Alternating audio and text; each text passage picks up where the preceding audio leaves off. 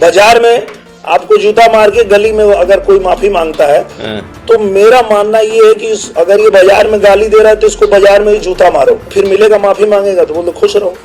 तो दोस्तों चुनाव तो खत्म हो चुका है, लेकिन खेसारी लाल और निरहुआ के बीच में कटास अभी भी चल रहा है। इसी बीच दोस्तों देखिए यहाँ पे निरहुआ ने बहुत बड़ी बात कह दिया और ये भी बताया कि आखिर सब कुछ सही था, तो चुनाव आते ही आखिर कि मतलब उसके मन में, खेसारी लाल के मन में क्या हो गया कि हम लोगों को घेरने लगा।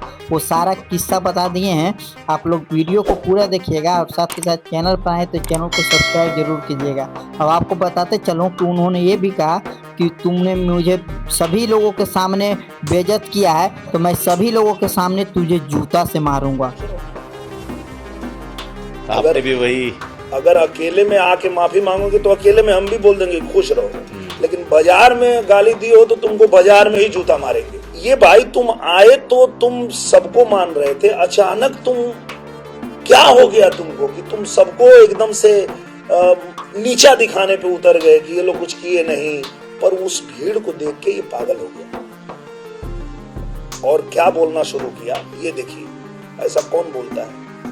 बोला एक काम करिए, ये लोग को बोलिए कि 2 जन आए, 1 किलोमीटर के अंदर में सभा रख ले, देखते हैं कि हमारे सभा में ज्यादा लोग आते हैं कि इनके ही दे रहे हो।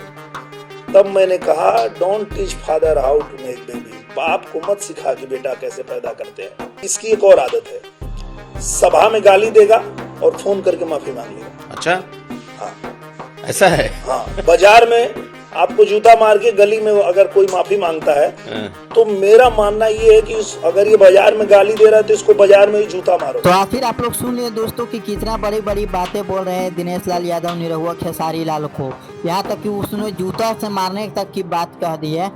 लेकिन दोस्तों अब सवाल यहाँ पे आता है कि आखिर अब कब तक, जबकि चुनाव तो खत्म हो गया है, खेसारी लाल यादव हार गए हैं, लेकिन अब कब तक? आपको क्या लगता है कि ये लोग अब मिल के काम करेंगे भोजपुरी इंडस्ट्री में या फिर नहीं करेंगे? आप लोग अपना राय कमेंट में जरूर दीजिएगा।